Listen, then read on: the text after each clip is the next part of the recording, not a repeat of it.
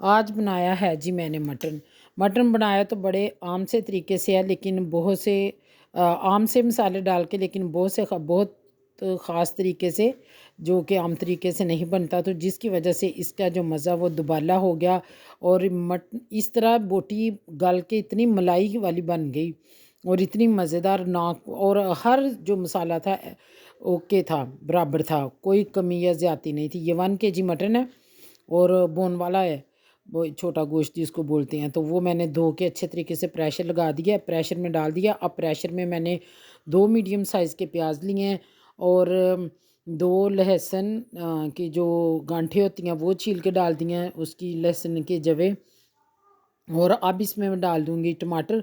टमाटरों को सेंटर से मैं कट करूँगी, कट करके तो वो ऐड कर दूँगी। उनको ना तो मैं ब्लेंड करूँगी और ना ही मैं उनको छोटे पीसेस में काटूँगी। बड़े पीसेस में इसलिए डालूँगी कि जब ये उबल जाएगा ना, तो फिर आराम से इसका छिलका रिमूव हो सके, क्योंकि टमाटर का छिलका ऐसा छिलका है जो सयाने कहते हैं कि सारी उम्र समुंदर में भी रहे ना, दुनिया जब तक है, तो तब तक भी ये नहीं गलता। और जब ये इंसान के अंदर जाता है ना, इंसान के बैली के अंदर, तो ये किडनी प्रॉब्लम, किडनी में स्टोन्स करता है। तो इस लिए कोशिश किया करें कि इसको रिमूव कर लिया करें। मेरी हत्तल मुकान कोशिश होती है कि मैं रिमूव कर लूँ।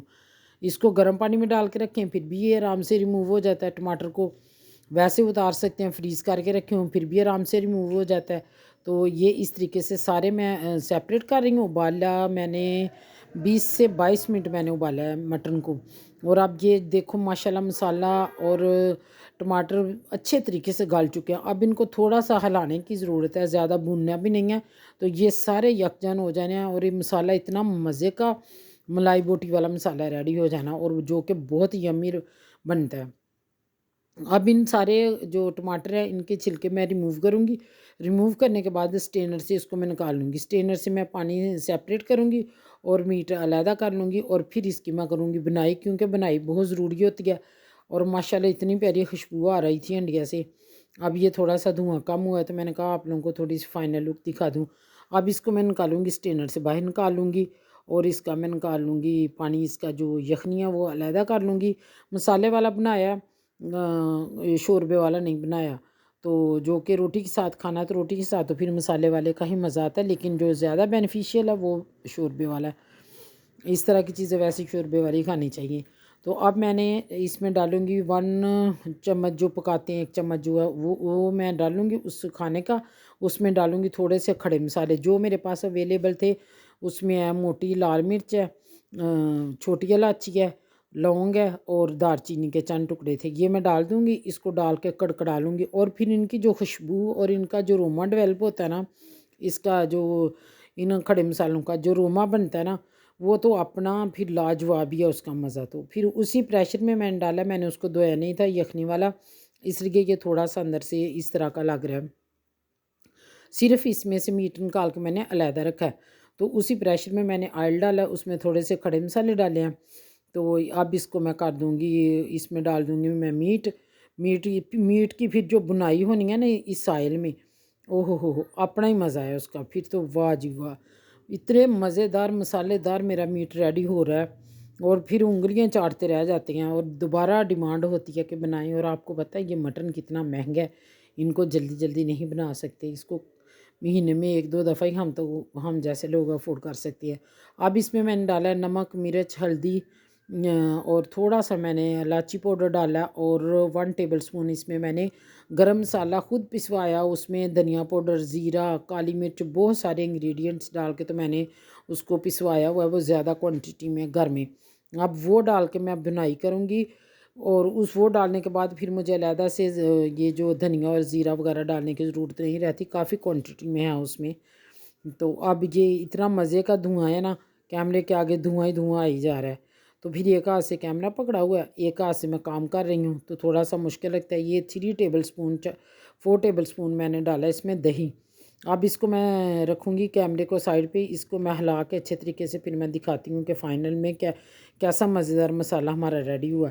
और दूसरी तरफ मैं बना रही हूँ शीर खुरमा, बहुत मज़ेदार, बहुत यम्मी। और छोटी बेटी को मीठा बहुत पसंद है और उसने कुछ ना कुछ बनवाना भी होता है। और मेरे अब्बू जानी भी आ रहे हैं। पीछे सिंक में आपको बर्तन नज़र आ रहे होंगे धोने वाले, थोड़े से चाय के बर्तन पड़े हुए हैं वो।